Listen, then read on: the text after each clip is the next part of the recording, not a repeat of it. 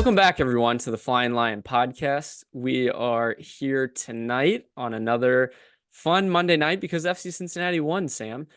How are we feeling? Yeah, feeling good. I mean, it's been a while. 17 days in between MLS matches. Feel like, we haven't touched on FC at all as far as gameplay, and it's just, I'm glad to have a dub, right? Because we left with a bad taste in our mouth, with the Nashville game. Um, I mean, this one, you could say it could leave a bad taste in your mouth, but it's a W, right? The only bad taste would be, the fact that the turf came up and, that's what you're tasting. Yeah, I mean, that's so true.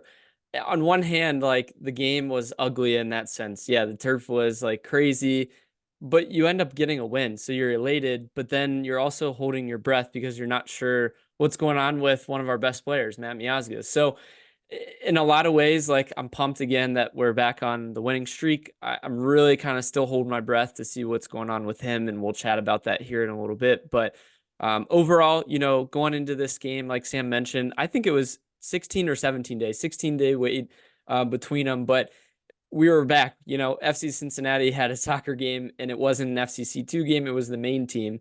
I know FCC2 had done some TST. We had some soccer going on, but the main team was back, and I was pumped about that. So the lineups going into this game: Celentano, Oriano, Murphy, Miazga, Hagelin. We get DeAndre Yedlin back, Buka, Wobodo, Acosta, Santos, and Kelsey. So Sam, give me your thoughts. What do you think about Santos starting up front? I just want to just add on to what we've seen all season, which is the game day graphic, the match day graphic is undefeated, It's right? true. And it will continue to be.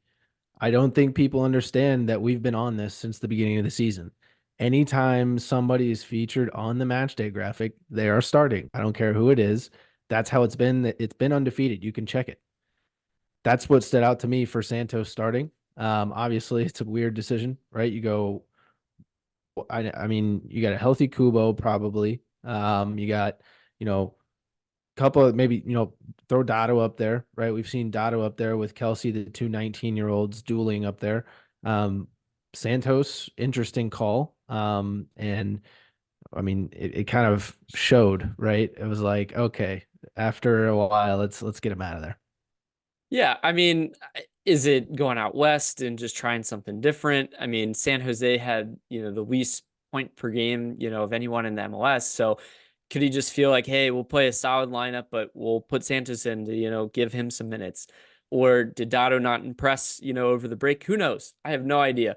But I mean, in the end, Sam, you're going to give Pat credit because the guys that he did bring off the bench in key moments to win the game won the game.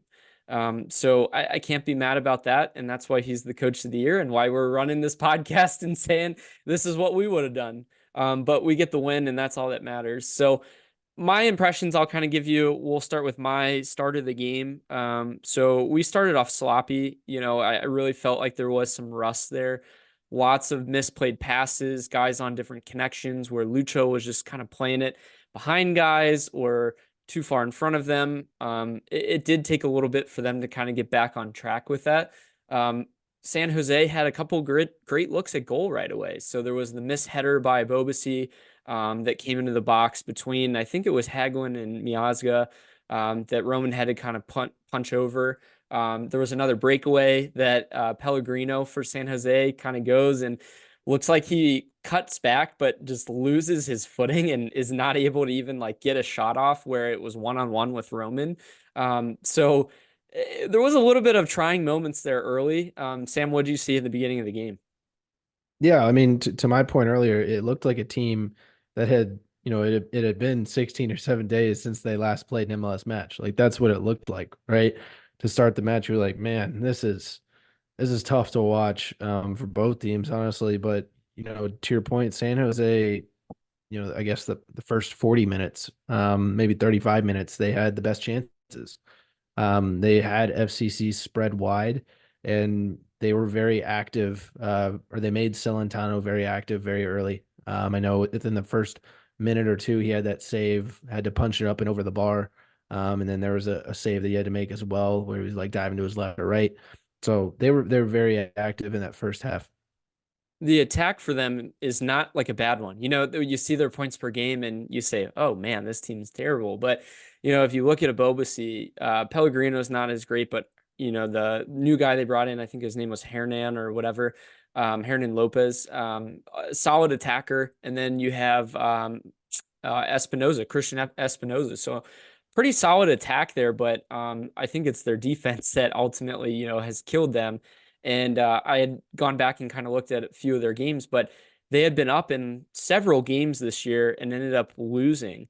So they weren't able to keep leads either, which again is what happens in this game. But yeah, very first part of the game, we just kind of had to get it back together. How do we play an MLS match again? How do we play out west? And figuring that out.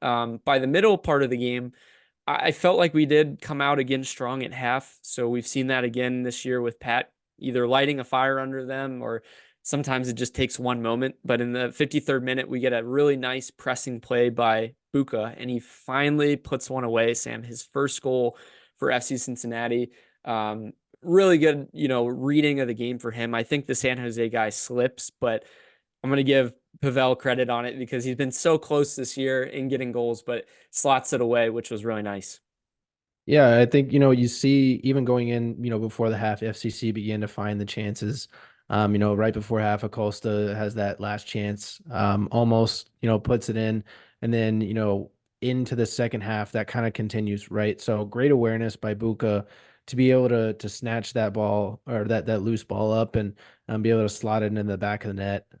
Which, I had as soon as he scored, I was like, in my head, the communication specialist in my head was like, okay, like what number, new goal scorer is this for FC Cincinnati? So I immediately tweeted at Patrick and tweeted at Carter, and they hit us back right on the main account, which is really cool. And so Pavel Buka, netted his first goal. He also became the ninth first time goal scorer for the club this season, which is, I mean, we're not even halfway through yet, and we've already got 9 first-time goal scorers. So that goes to show how much, I guess, we're passing the ball around this year, really getting everybody involved. Yeah, no, great point. I thought that was very interesting to see, halfway through the season with this game, being the 17th game, but you get your ninth different goal scorer, which also ties an FCC record. Going back to Yeah. 2022, I think they had 9 different players as well over a full season. So who knows, what we're going to end up with different amount of goal scorers. But yeah, great point. Shortly after that, though, and what I thought you were going to bring up, I'm thinking, man, we got to just hold in because there's still some shaky moments. And it seems like every time we get a lead, we've had some struggles, it seems like, with just continuing to have some focus. So in the 57th minute, that's exactly what happens, unfortunately. There's a shot outside the box. I think we're late to close down on a shot, and Celentano puts it off to his left. And I think Hernan comes in just between the center backs and luckily just for him, I guess, sweeps it in. But number one, I think Celentano does decent with it. I don't know if he can push it out any further just to get it away from where the attackers would be. It was a tough shot, knuckling and kind of through defenders, number one. And number two, I personally wanted to shout for offsides. It looked like when the ball was struck, he was very, very close to being right on that line off the deflection off Roman. I don't know if you saw that or not. So I was, inquiring about it as well, because that was my initial thought. Because in all honesty, I thought, like you had said, maybe Celentano needs to do better, maybe he doesn't. Like it's a tough ball. Mhm. Um, maybe it surprised him a little bit, and you can't push it out as much. You're just trying to deflect it and get something on it, right? But he almost looked like he was in slow motion, and Lopez was going at like 2 times speed, right? So at that point, you're like, oh, it definitely looked like it was offside because it just, I don't know, like something about the Right. speed of it just happened so fast. You're like, how did Celentano not recover that? Because I felt like the ball was moving in slow motion, but he was as well. It was an interesting play, but I thought it was interesting the stat I picked up here, now 1-1 in the game. We have only had 2 clean sheets in our last 12 matches. In the first 5 matches, Ryan, we had 3. Yeah, I So it mean, goes to early that on, it goes to was. show like how much this is, changed. I don't know what's going on with Celentano. I mean, is it the continuous changes at the back line, or I'm not sure what it is. Yeah, and I wouldn't blame it all on Roman, on this one. He at least gets something on it, and he punches it wide and there's a follow-up. But yeah, it's definitely changed. We had a lot of clean sheets to your point. He led, I think, or was tied with the lead for most clean sheets, like after like I think maybe 7 or 8 games. I remember talking about it on one of the episodes. But yeah, we haven't seen that recently. We haven't stepped up the D as much as we did at the beginning of the year. So that's a great point. Um, Unfortunately, right after this moment, it's 1-1 and we're kind of battling, but we're battling the other team and the field, Sam. So I personally, in this moment, in the 64th minute, the trend of the whole game was just guys falling and slipping like crazy. And this surface for San Jose apparently is a grass, but it's mixed with some artificial turf as well. I mean, to your point, and we texted about it in the goal boxes for both teams. I mean, there was So like bad. patches of just sod or something, but I mean, Well, it this, looked it looked like they had put a batter's box in the middle of the yeah, goalie box. yeah. And it's like, okay, well, you can't just plug it in. You have to like water it and stuff. But my question is, I mean, you had 16 days to try to transform this pitch to have it be playable. Like, what's going on? I mean, you had 2.5 weeks essentially to get this right, and you didn't. But in 64th minute, anyway, Miazga goes down, and basically the player for San Jose Pellegrini goes around Celentano, plays a shot that looks like it's going to be on goal. First glance, Sam, I think Miazga actually slips on the turf. I know a lot of people are saying that he makes a attempt at the ball. Obviously, he's going to throw everything at the ball, and to credit to him, he put his body on the line. I think he does slip a little bit in falling. Like he doesn't have as much control upon getting to the clearance as much as he'd like to.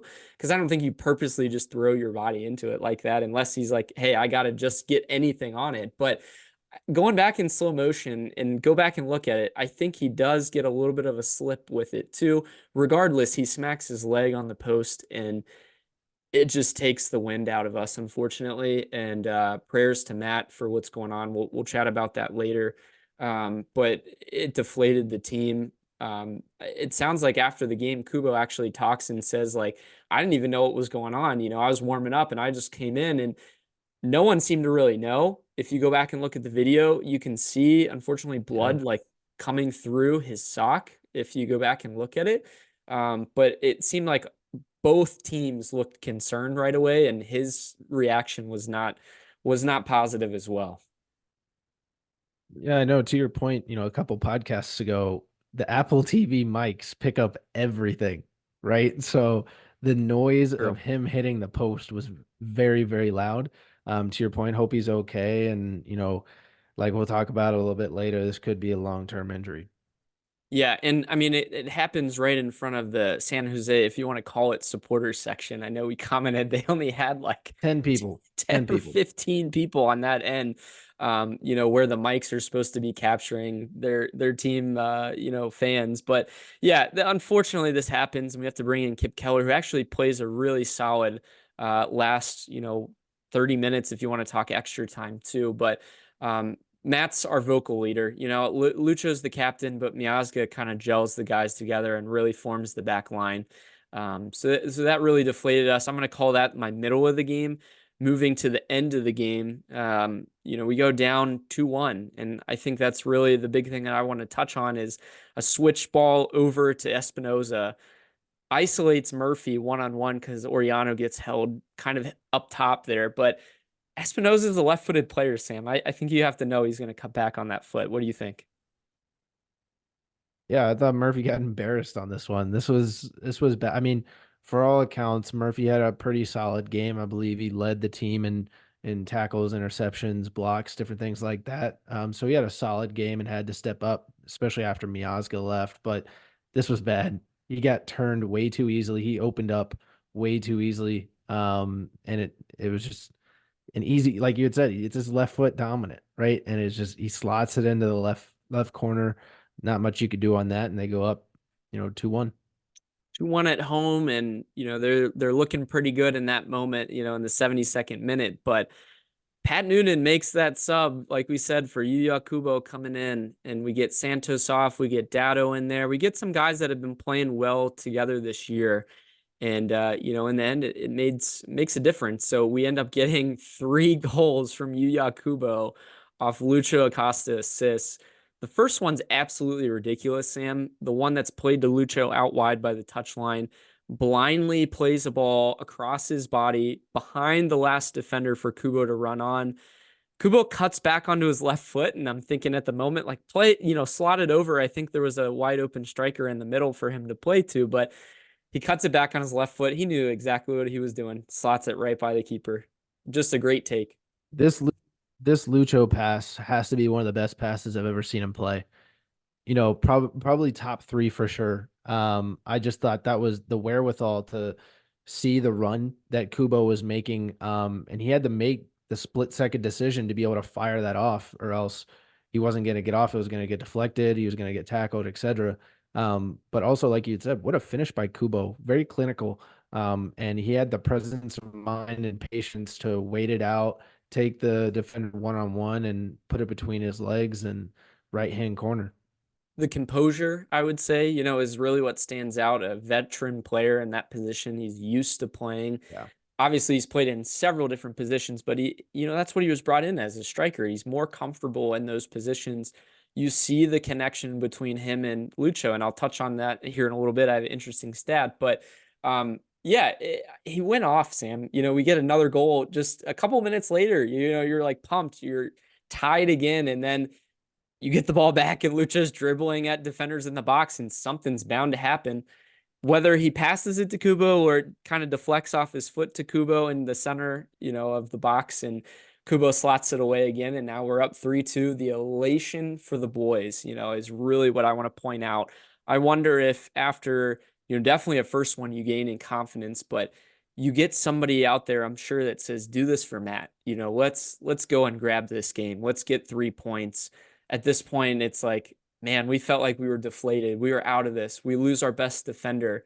Now we're tied. Now we're Yeah. winning. You could just see the building of confidence, and it was a really cool moment to see Kubo and him celebrate after that second goal. Yeah, absolutely. I mean, once again, Lucho's on the end of it, right? And the 1-2 combo with Lucho and Kelsey in the middle, though, I think is what, started obviously and gave him that chance. Obviously Lucho loses the handle a little bit, but Kubo being there to have the poacher presence and awareness to slot it in the back of the net was perfect. Yeah, absolutely. And then, I mean, just a couple minutes after that, you get another one. So Lucho does unbelievably well on this last goal, Sam. He shields off the defender to where now his body is facing the opponent's goal, but the guy is shielded away. He plays a ball through to Kubo, who again scores. Now, I had to go back and look. Somebody made a comment online that all 3 of his goals were Megs. I think they were close to being Megs. The last one, I think he definitely does Meg the keeper, or the first one. I can't remember which one it was, but just unbelievable composure by him, and just pure elation to see him get 3 goals. I think he was like kind of shocked by it too in some ways. Like, how did that happen so fast? But it was a really cool moment. You don't get to see a lot of hat tricks. Yeah, the funny thing was is that third goal was probably the easiest one he had, out of the other two. But yeah, once again, Obi to Lucho to Kubo, no one on the backside was really marking Kubo, and Lucho found him, easy slots away, 3 goals in 9 minutes from Kubo, just insane. Yeah, absolutely insane. And then, really we just show depth, experience to kind of close out a game. Um, Win 4-2. I'll take that. We won by 2 goals, Sam. It doesn't happen too often for this team. But my overall impressions, again, an up and down game. You kind of expected that after a long break. We were able to figure it out in a crucial time. We showed our quality to close out the game and to bring in the right people, at the end of the game as well.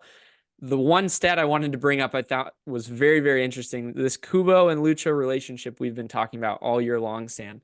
All 7 of Yuya Kubo's goals are off of a Lucho assist.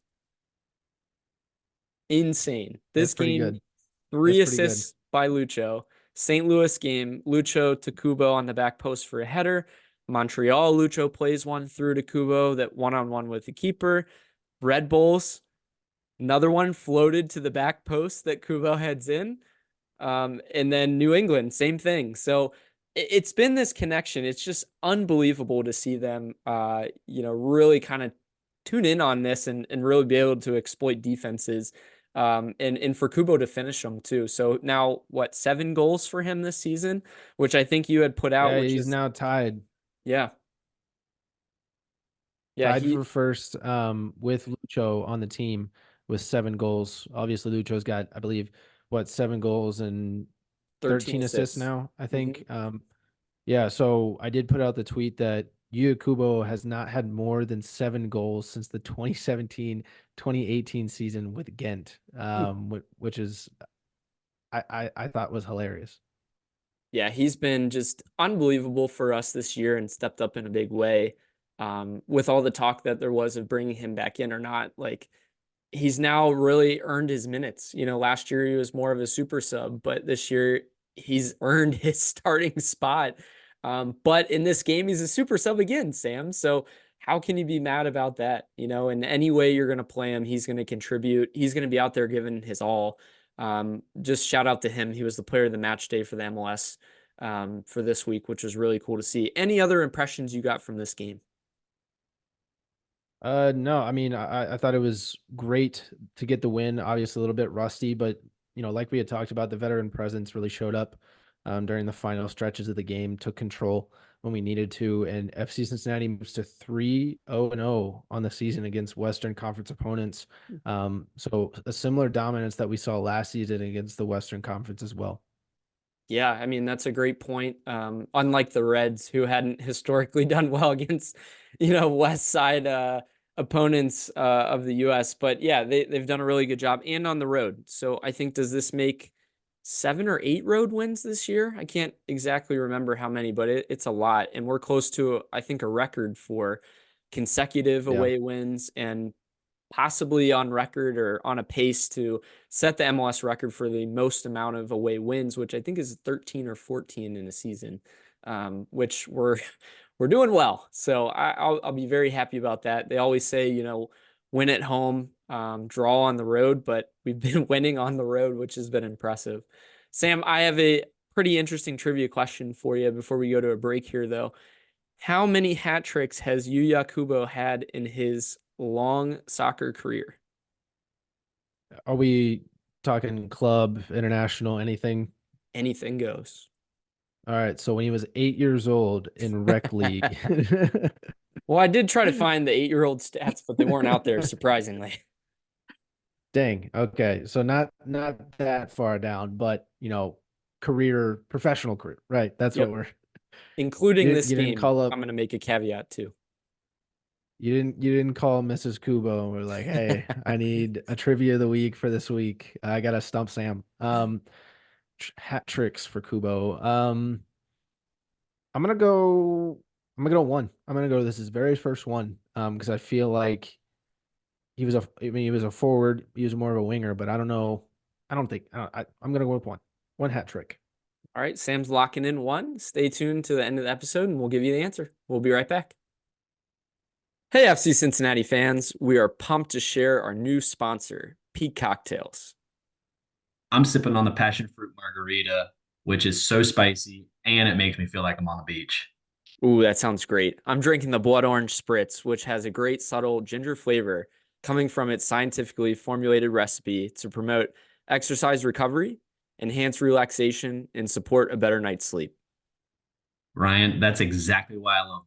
Their cocktails are designed to fit seamlessly into your health conscious lifestyle, giving you the enjoyment of a delicious adult drink without the downsides of alcohol. Guys, next time you are looking for that post-workout drink or an afternoon pick-me-up, grab a Peak Cocktail.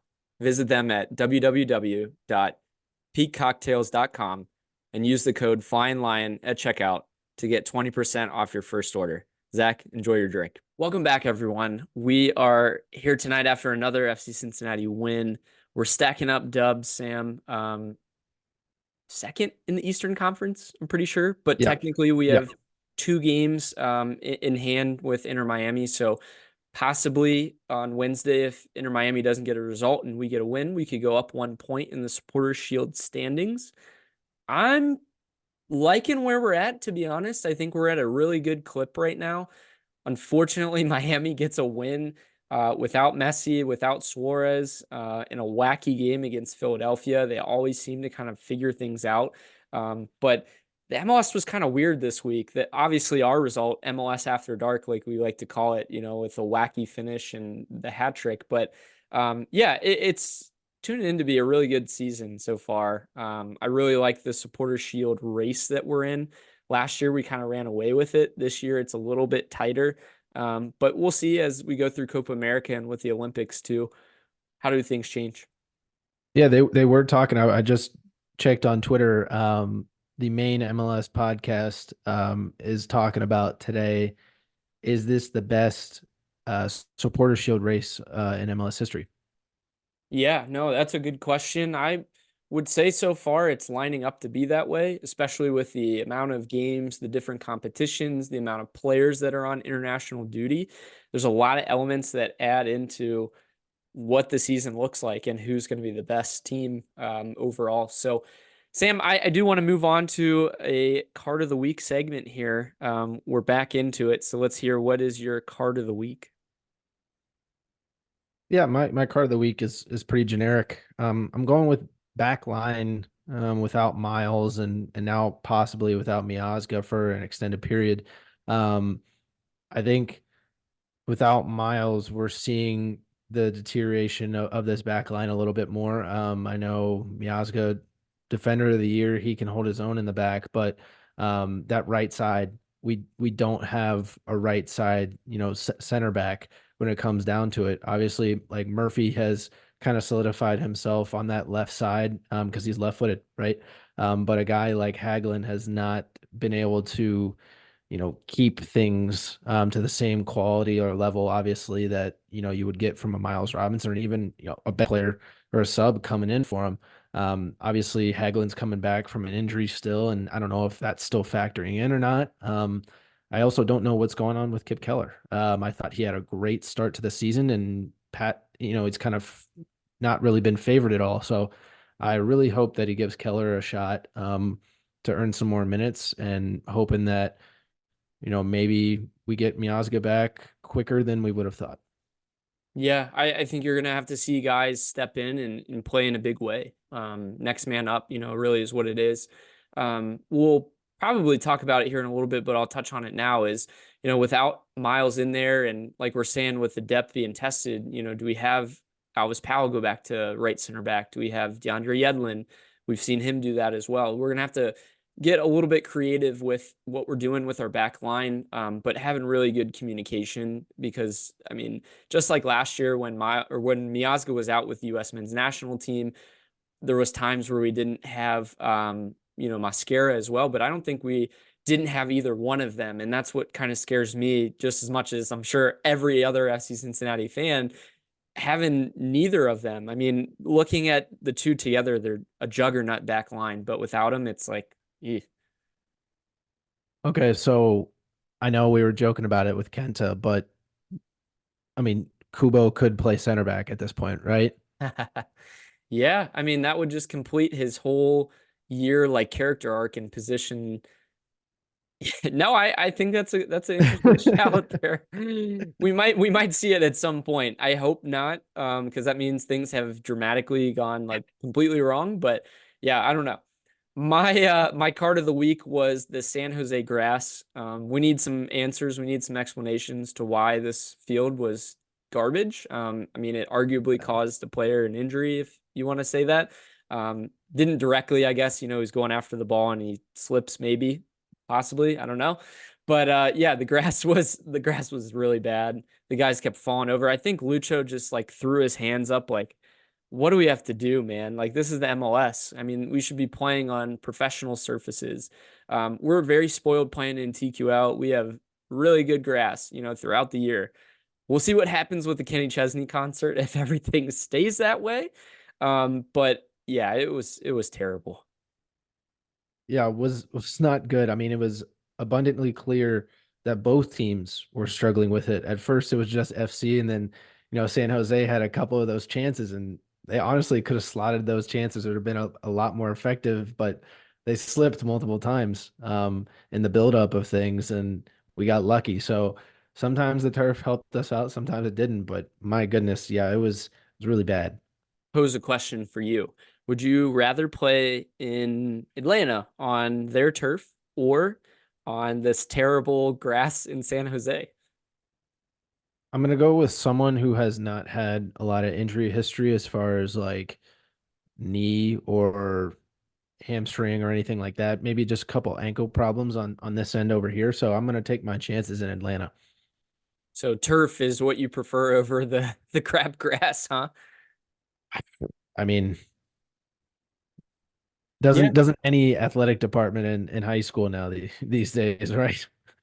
Yeah, and I mean, you can go back and forth. There's a huge argument out there about getting rid of turf for the NFL, and causing knee injuries. I mean, myself, I tore my ACL because my cleat got stuck in the turf and my knee gave way. So you don't see that in grass where your leg slips out, and that there's something to be said about that. But of course, we get a fluke kind of thing happening in this game too. But there were several instances of guys just wiping out in key moments too. Like the guy earlier we mentioned who's one-on-one with the keeper and just completely wipes out. So it's affecting the game, and that's where it needs to be changed, and we need some answers from that too. But on the flip side, Sam, let me hear your jersey swap of the week.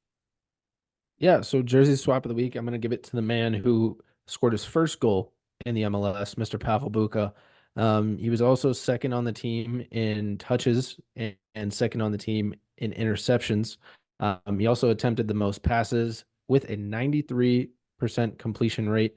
I'm sure he's still leading the team in passes, completion percentage, all that, because he's very active in the center of the midfield there. After taking 24 shots this year, the man finally got a goal, right? So happy for him. Hopefully this will continue for him so that way FC can get more people involved, and that way we don't have to rely so much on Lucho. But happy to see him, get that first goal. For sure. I think that hopefully builds his confidence that he can score in this league. We had heard so much about how he can be more offensive compared to Junior Mourinho from last year. So I'm hoping that this opens up, his offensive capabilities a little bit. Obviously, this play wasn't like a build-up play or a shot from outside, but he was in a really good position to win this tackle, even if the guy does fall, and slots it away and scores. So I think it only builds in his confidence moving forward.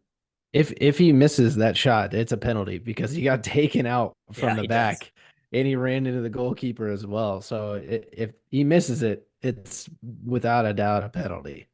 Yeah, no, good shout about that. I would agree.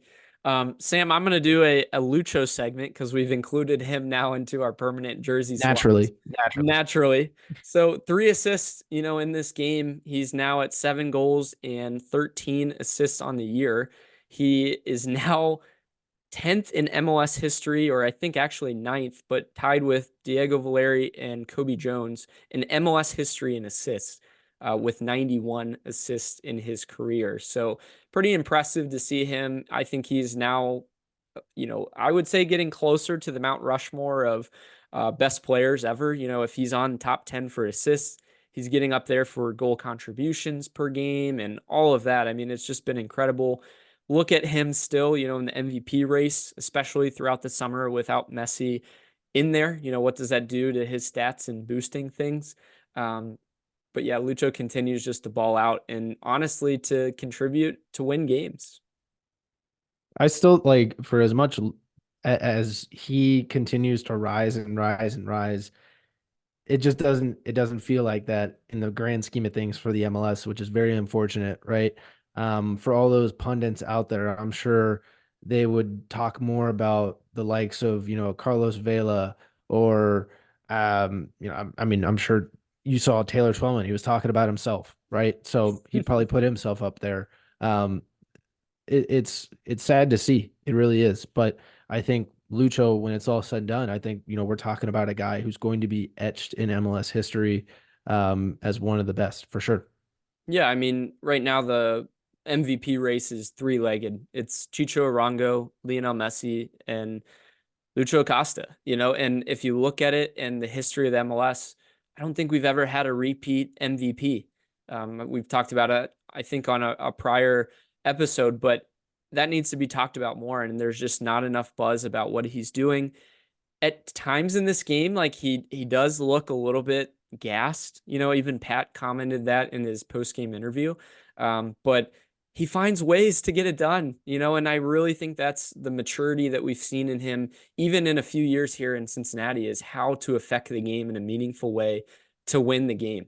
And he might not consistently have it, like we have been saying, for over 90 minutes, but in key moments where we need him, and I think a lot of people actually around the MLS have seen this, is they can shut him down for a while, but it only takes one opportunity for him just to completely wreck your team. And in this game, it was three different ones. And that's the credit to him and Kubo having that connection. So let's see where he goes, from here. It seems like every single episode we talk about a different thing with him and setting records. And that's really exciting to talk about. And it's easy to talk about from our standpoint. But another guy that's setting records, Sam, my jersey swap of the week was the easy one. Yuya Kubo. Unbelievable player this year for FC Cincinnati. He becomes the 8th player in MLS history with a sub-appearance hat trick. Pretty cool to see. I think it was 3rd or 4th in the quickest hat tricks as well for the MLS history. Yeah, 4th, I believe. So, yeah, just incredible for him to come in and contribute. Sam, does he start next game after this game? What do you think? Yeah, he has to. I mean, he has to, right? I mean, he picked up where he left off prior to the injury. The guy scores goals now, right? He's our forward up top with Kelsey. You can't deny that his relationship on the field with Lucho. I think Kelsey's finally getting it. He knows what his role is. He's holding play up a lot more. He's understanding, okay, Lucho wants me here when he has the ball, or, I think everybody's kind of getting more on the same page, which is great. That's why I'm a little, I know we need it, but I know we're going to talk a little bit later about like, what does this team need? As far as, as we go into the summer transfer window, and looking up top, I don't know if we need anybody up top because you got Kubo that's scoring goals. It's something that you wouldn't have thought was going to happen, and you can't really prepare for. Yeah, I mean, let's just get into it because this is a natural segue. But yeah, great point. I really think that you kind of are forcing our hand to look at options, especially with Miazga's injuries and the ramifications of it. Do we look more defensive now at this point and say, hey, Kubo's scoring goals. He's got a really good relationship with Lucho. You build on that. I mean, I hate to say it, but you get Bupenza back. You get Corey Baird back. I don't know if Boop's going to stay here or not, but at least you have Baird coming back. You have Dotto. You have a lot of options up front. Do you look more at a defensive piece at this point and say, is that the right move? I know there's a lot of talk out there, especially online, on is Gio Reyna coming in, as a U22 loan. There was a lot of smoke about that over the weekend. Is it going to be like a Josh Sargent, a Daryl Dike? There was rumors about a U.S. men's national team guy touring the facilities. I don't know, man. And does this game and what happened kind of flip what we look at now? I think they're still going to look at a solid U22 player, in my opinion, and that's going to be a striker to kind of pair with Kelsey. But to your point, if your best player is having a really good connection, like with Yuya Kubo, like he is, you can't keep him off the field. So I think you have to look at that. You have to consider that. And that's a great point. The one last thing I wanted to just mention is it can't be understated here in this situation how much Kevin Kelsey has occupied center backs.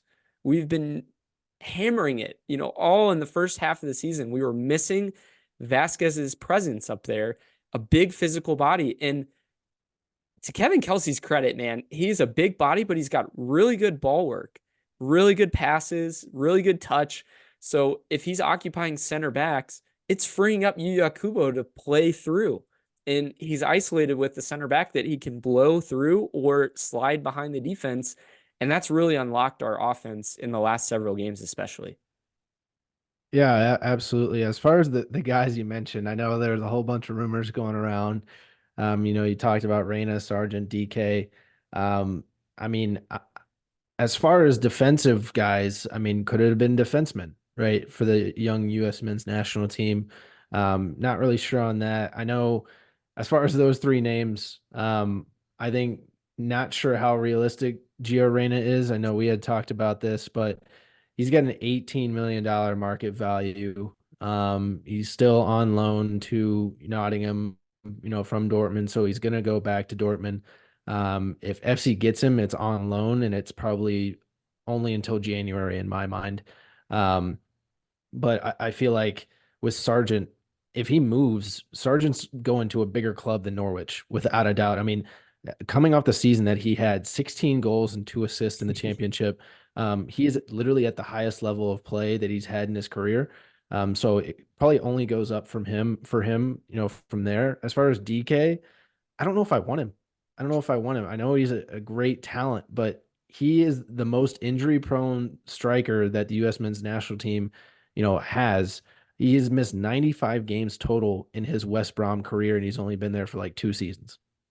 Well, and he's a big physical striker, and we already have one of those. So, yeah, throw DK's name out. I think that's a good shout. Sargent's, yeah, and I totally agree with you. I'm just telling you things that I've kind of been heard floating around. I'm not saying this is my opinion on it, but it is interesting. And again, this Miazga situation might change in what they look at. Obviously, are we gonna keep Bupenza like we're talking about? Are we gonna maybe have him play again for the orange and blue? There apparently Pat said today that he's going to be out there playing again. So do we at least give him another shot for a little bit with the situation? Sergio Ramos is a free agent. That's the big talk right now. Are we going to bring in a 38 or 39-year-old center back to play? Oh my goodness. Oof, Sergio Ramos with FC Cincinnati. I don't know if he'd like it in Cincinnati. I mean, I'm sure he'd love it, right? If he comes, he'd love it. But the type of guy and player he is, he's a beach guy. He loves Madrid. He loves, being in Spain. He loves, the sun.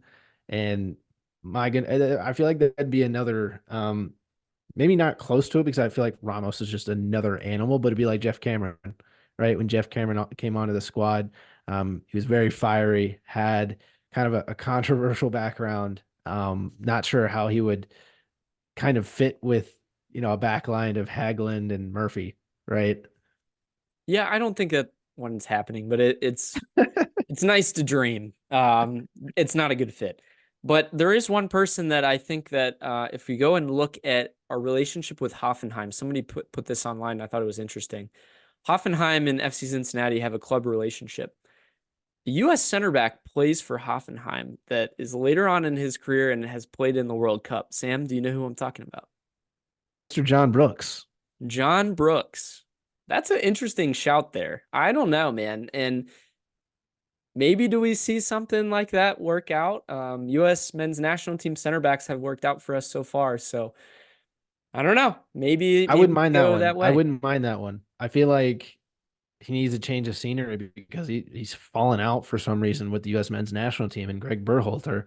Um, I feel like he would have been one of those guys, the last World Cup and didn't get a call. For Copa Americas, not getting a call. So interesting the way his kind of career has. Yeah, I think that'd be very interesting to see if that happens. It hopefully won't be for a lot of money if that's the case, but maybe coming back to MLS will be looking for a lot. We shouldn't use a DP on a center back. I don't think that's a good idea. Just going to throw that one out there. But with Copa America, the Olympic talk with Miles Robinson, Sam, I posed the question to extra time for the MLS and their podcast. Does Miles Robinson get recalled? He's riding the bench right now. It doesn't seem like he's going to be starting for Copa America. I still think they probably honor that for the tournament and allow him to stay. But he's not getting called to the Olympics. I think they're bringing him back.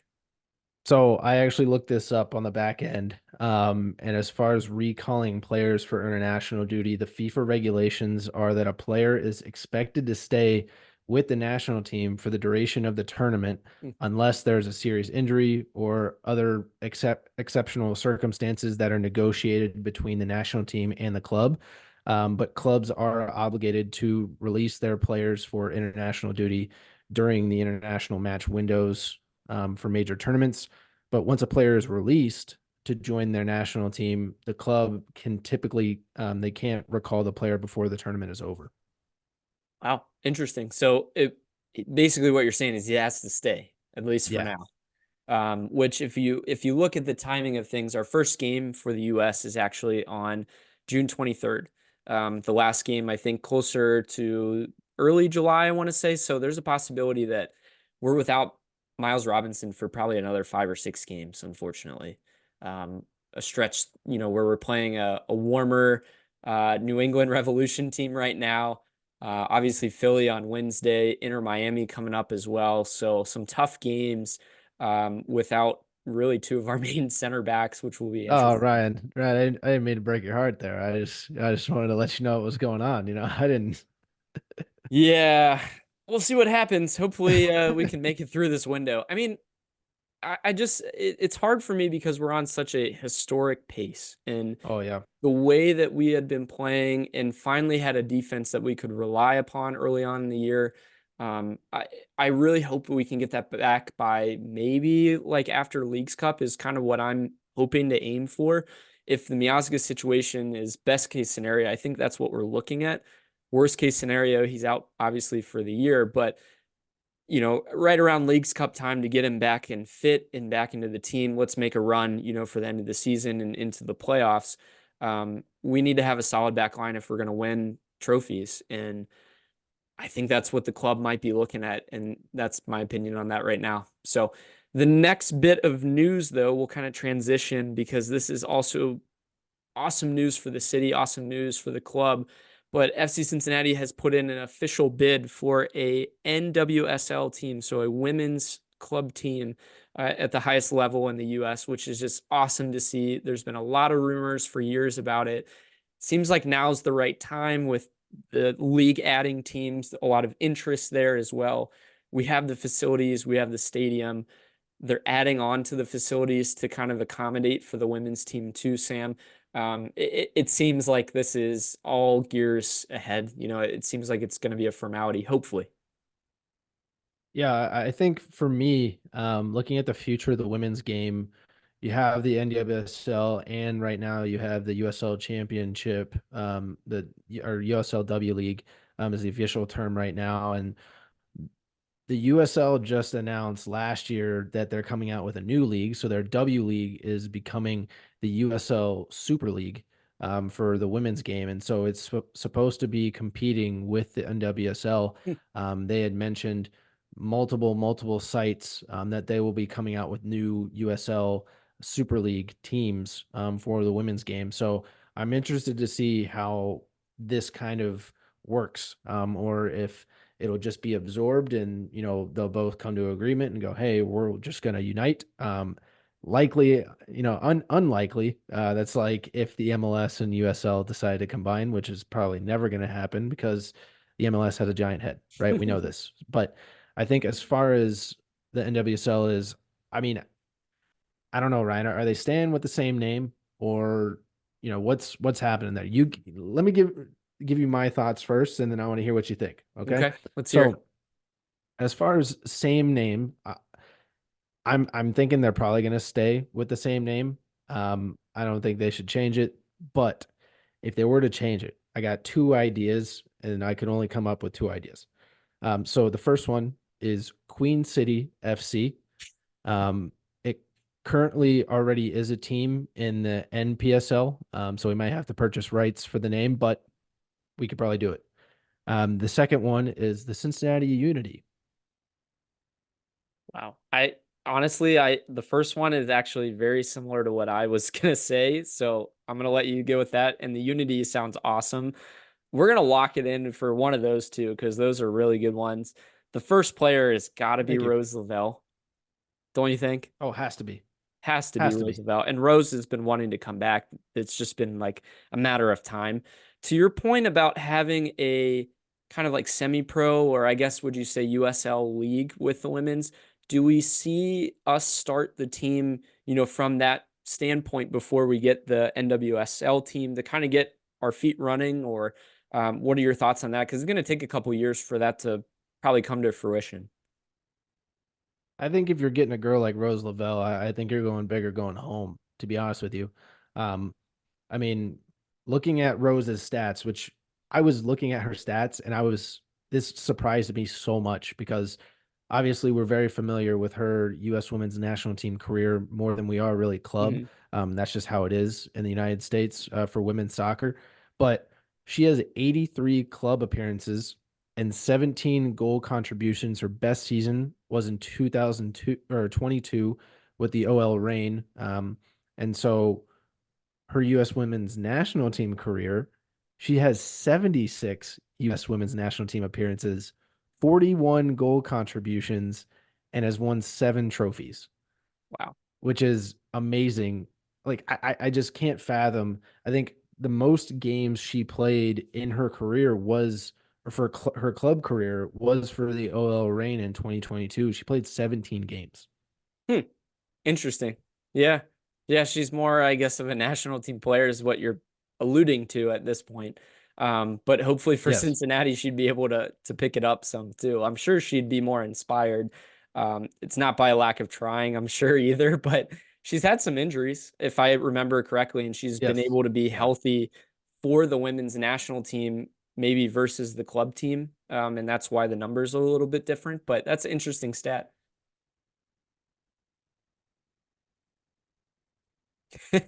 Yeah, I don't know. My thoughts are, hopefully we can get this over the line. I'm very excited to see another professional team in Cincinnati. That would make it four for the city, which would be pretty cool to see. We already have, like we're mentioning, the training center. We have the stadium. Does it change? Like, does the field get beat up more though, Sam, because of multiple games going on? I know they utilize the field for other different events and stuff like that, but I think our grounds people are up to it. I think to your point, I think the ultimate test is going to be Kenny Chesney. It's true, man. Those concerts can wreck a field. I'm telling you what, if you go back and look at the Killers and how that worked out at TQL, you look at the Red Stadium for some of the concerts they have too, it can wreck the grass, especially if it's happening in the summer and it doesn't have time for it to like respond. But this is not a podcast just talking about grass, I swear. We've talked about it a lot this episode. We're going to move on to a Philly preview, Sam. We play on Wednesday night at home.